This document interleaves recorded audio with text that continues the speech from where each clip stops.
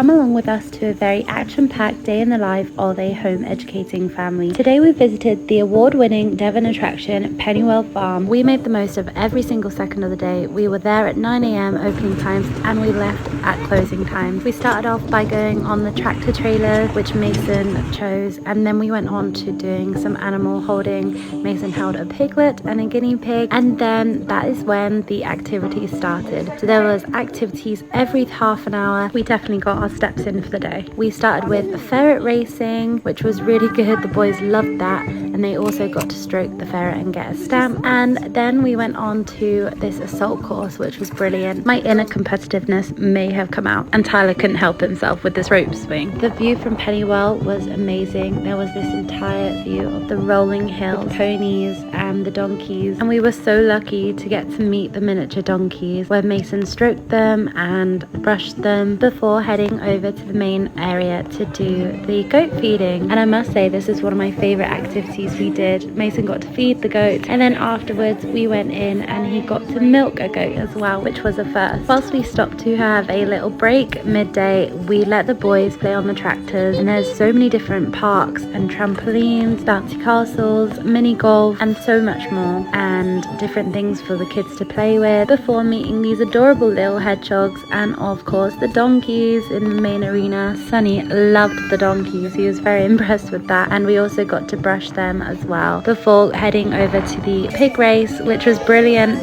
This was a great part of the day and Mason loved this. And then we went over to their new treetop adventure, which I think was possibly the most amazing park I've ever seen. I think this alone, Mason could have spent the entire day here. We were all blown away with this park, and I can't wait to go back just to go to this park, and Mason will talk about this for weeks to come. But it was amazing, everything about the day. We had the best time, and after all the incredible activities, we completely forgot that we had lots of animal feed. So to end the day, we went and fed all the different animals and say goodnight before we went home.